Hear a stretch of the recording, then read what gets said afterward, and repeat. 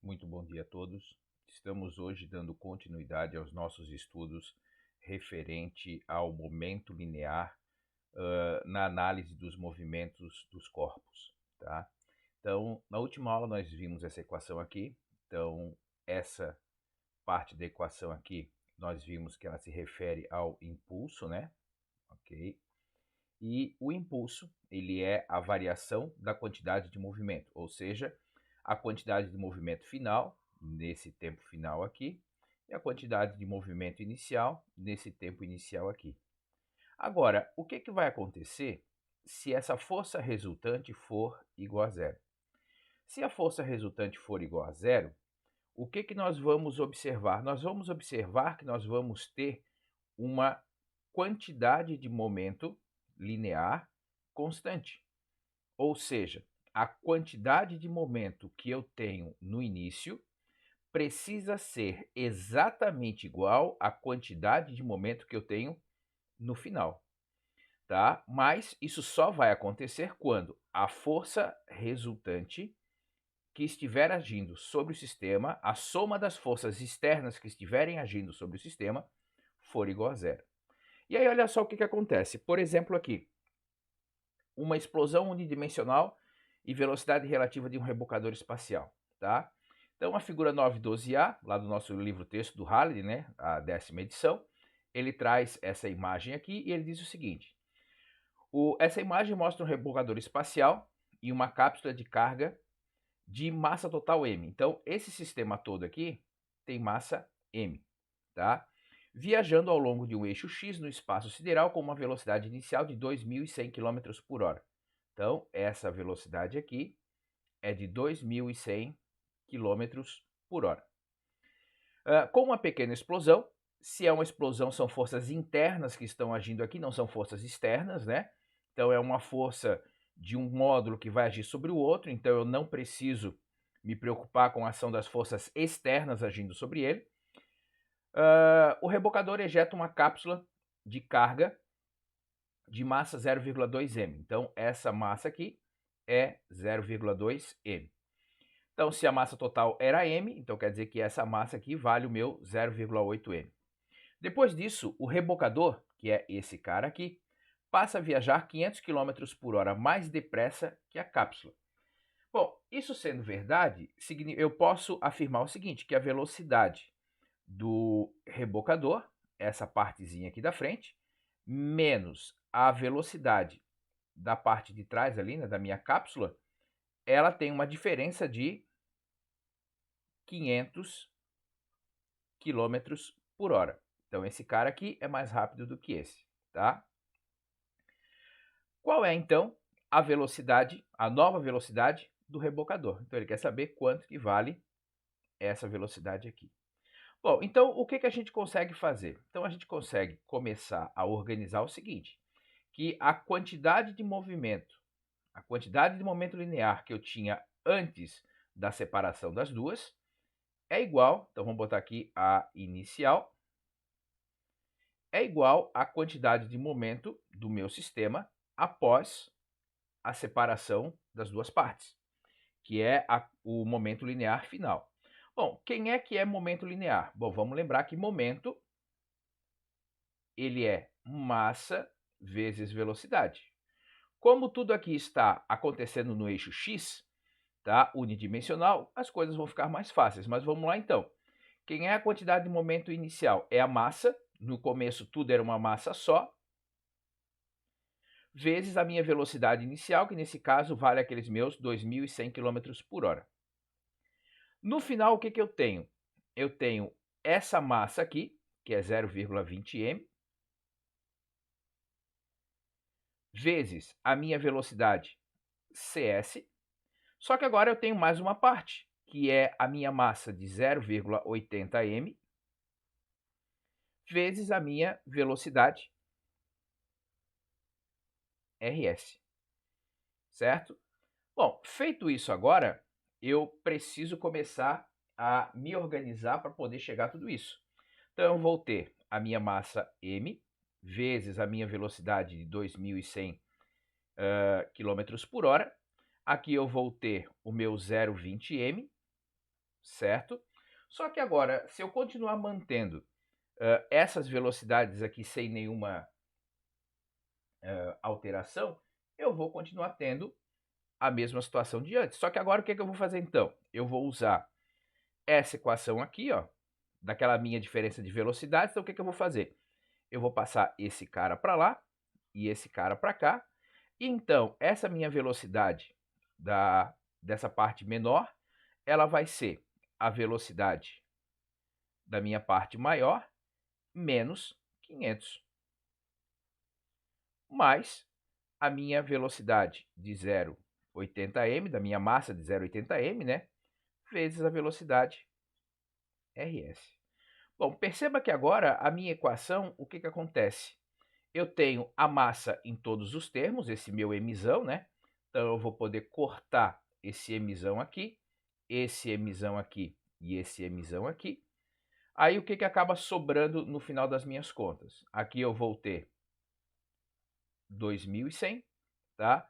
Aqui eu vou ter 0,20 velocidade RS, menos 0,20 vezes 500, que vai dar 100, mais o meu 0,80 vezes a velocidade RS. Essas duas partes aqui eu vou conseguir juntar. Essa velocidade aqui, esse valor, perdão, vou jogar para lá. Então vai ficar aqui a minha velocidade RS. Ela vai fechar 2.200 km por hora, certo? 0,20 mais 0,8 vai dar 1, então a minha velocidade RS, ela fecha 2.200 km por hora. Então perceba que o conjunto inteiro estava viajando a 2.100 km por hora. A partir do momento que eles se separaram, a parte da frente ali da cápsula continua viajando, mas só que agora a uma velocidade maior, ok? Bom, o próximo exercício, ele já vai usar uma situação bidimensional, tá? Então ele fala o seguinte: ao explodir uma bomba artesanal do tipo cabeça de negro, colocada no interior de um coco vazio de massa mzão, inicia-se inicialmente em repouso, então quer dizer que a quantidade de movimento inicial dele é zero, tá? Em uma superfície sem atrito, quebra o coco em 3 pedaços, que deslizam em uma superfície horizontal. Uma vista superior é apresentada nessa figura aqui. O pedaço C, de massa 0,30 m, então quer dizer que esse pedaço aqui, ele tem uma massa de 0,30 m, tá? E tem uma velocidade final, essa velocidade aqui, é de 5 metros por segundo. E aí ele quer saber, para esse objeto B aqui, de massa 0,20 m, qual que é a velocidade final do B, e depois, na outra letra, a letra B, né, ele quer saber qual é essa velocidade final do A, que por consequência, nessa aqui eu tenho 0,30, aqui eu tenho 0,20, essa massa do A, ela vai valer 0,50 da minha massa total. Bom, perceba o seguinte, eu preciso definir um eixo X e um eixo Y. Se eu definir o eixo X e o eixo Y horizontal e vertical, eu vou ter que acabar decompondo todas essas velocidades. Então, eu vou acabar usando aqui a mesma situação do Halliday, né? Talvez seja interessante você trazer isso aqui um pouquinho para cá e usar um outro eixo XY, né? Mas aí o que acontece?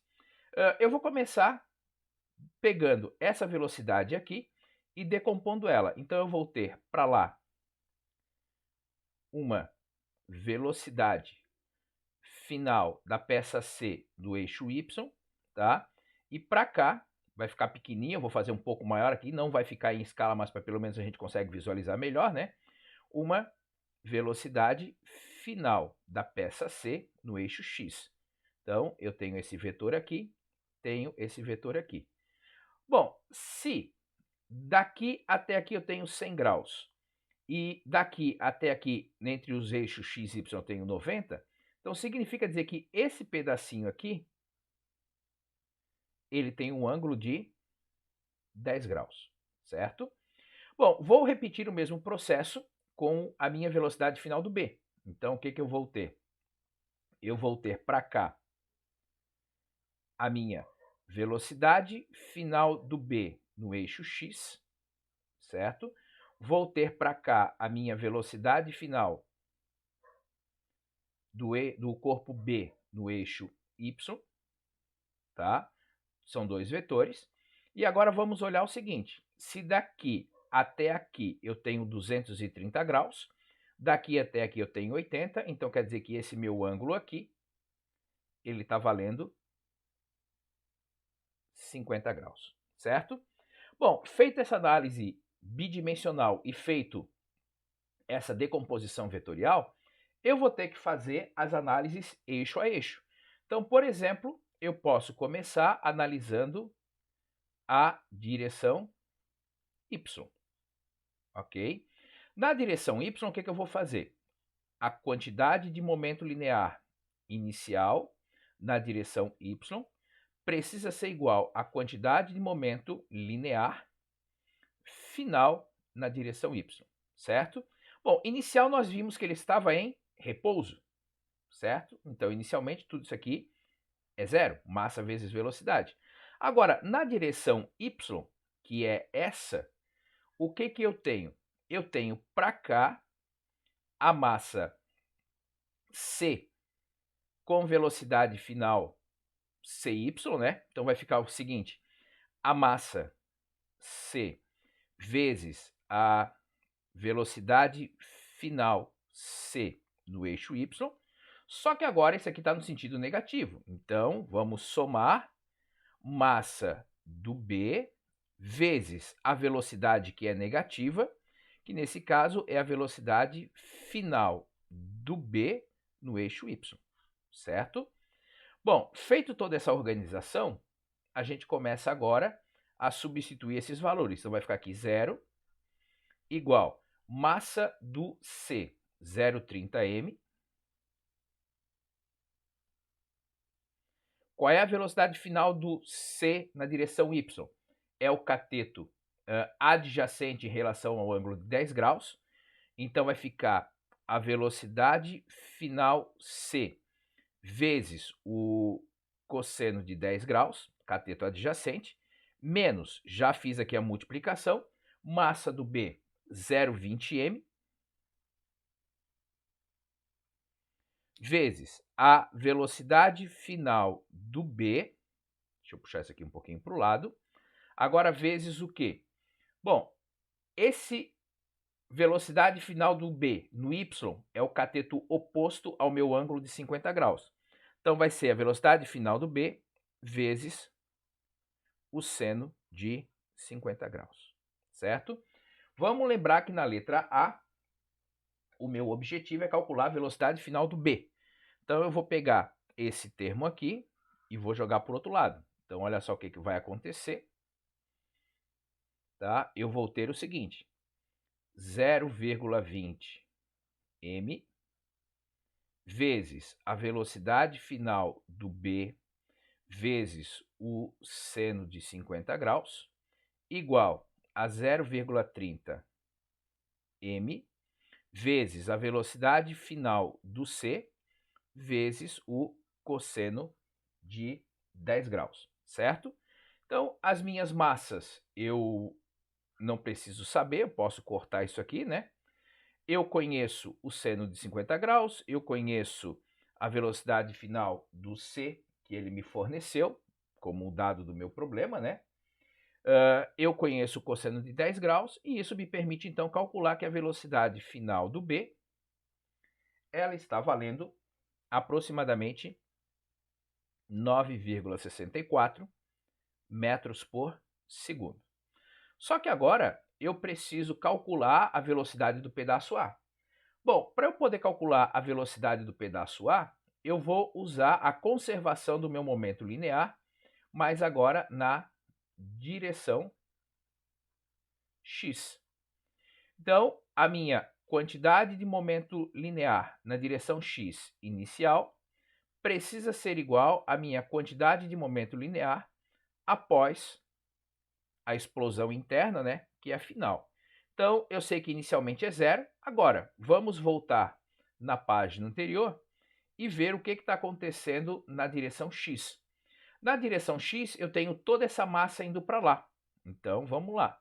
Então, o que eu vou ter? Eu vou ter aquela massa do A, que é 0,50 m, vezes a velocidade. Agora, essa velocidade aqui está no meu sentido negativo, do x. Então, eu vou ter o quê? Menos a velocidade final do A. Vamos lembrar que esse meu A, ele está exatamente sobre o eixo x, eu não precisei decompor ele. Agora, o B eu precisei decompor. Então, vai ficar o quê? A massa do B, que é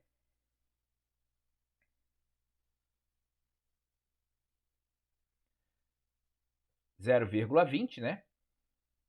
Então, vai ficar aqui 0,20 m vezes a velocidade do B. Agora, qual que é a velocidade do B? É a velocidade final do B no eixo x. Então, velocidade final do B no eixo x, tá? Então, vou ficar o seguinte. Bom, já vou passar esse cara para lá. Negativo vai ficar positivo, né? Então, vai ficar assim, 0,50 massa total vezes a velocidade final do A igual a 0,20 emissão vezes velocidade final do B no eixo x.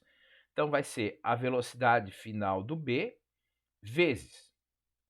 Bom, no eixo x, eu tenho aqui o ângulo de 50 graus, ele é o meu cateto adjacente. Se é o meu cateto adjacente, eu vou usar aqui o meu cosseno de 50 graus. Novamente, como aconteceu na situação anterior, né, eu vou poder cortar essa massa e essa massa. A velocidade final do A é o que eu estou querendo calcular aqui, tá? A velocidade final do B eu calculei anteriormente. O cosseno de 50 graus é um valor conhecido. Então, eu chego à conclusão, substituindo esses valores aí, que a minha velocidade final da parte A, ela equivale a aproximadamente 3 metros por segundo. Veja que todos esses detalhes aqui eu preciso ter muito cuidado, porque eu envolvo muitas vezes a decomposição vetorial, estou trabalhando com vetores, preciso levar em consideração intensidade, direção e sentido, preciso ver para cada vetor que eu estou decompondo se eu vou ter o cateto adjacente para associar com o cosseno, se eu vou ter o cateto oposto para associar com o seno. Então, você precisa ser extremamente cuidadoso na hora de fazer todas essas substituições.